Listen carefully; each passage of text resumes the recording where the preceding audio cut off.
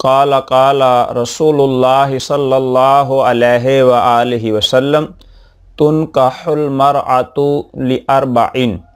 اللہ کے پیارے محبوب نبی مکرم نور مجسم شفیع معظم صلی اللہ علیہ وآلہ وسلم نے فرمایا عورت سے 4 وجہوں سے نکاح کیا جاتا ہے۔ 4 وجہوں سے عورت سے نکاح کیا جاتا ہے۔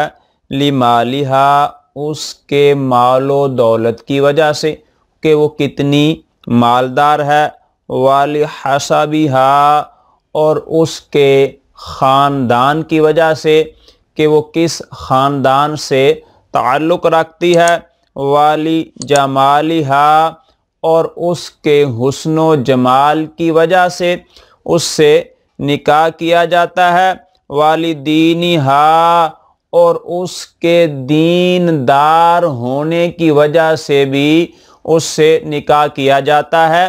یہ 4 وجہوں سے عورت سے نکاح کیا جاتا ہے۔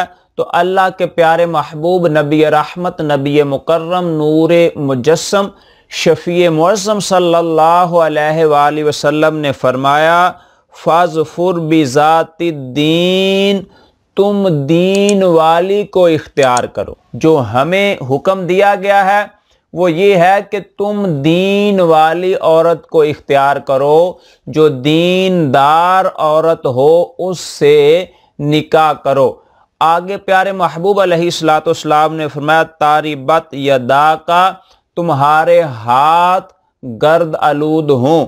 اس کا مطلب یہ بنتا ہے، مفہوم یہ بنتا ہے، اس کی تفسیر یہ بنتی ہے کہ اگر تم دین والی کو اختیار نہیں کرو گے تو پریشان ہو جاؤ گے، زندگی پریشانی والی گزرے گی۔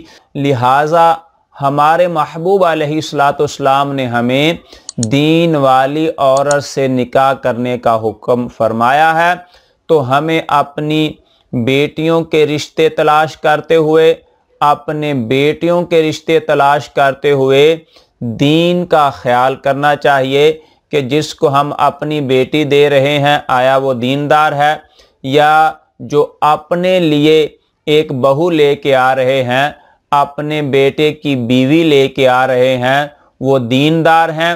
جب ہم یہ معیار بنا لیں گے کہ ہم نے اپنا تعلق دیندار لوگوں کے ساتھ رکھنا ہے، دین والے لوگوں کے ساتھ رکھنا ہے، تو پھر یہ ہوگا کہ اللہ کے فضل اور توفیق سے ہماری زندگی پرسکون ہوگی، ہماری زندگی اچھی ہوگی۔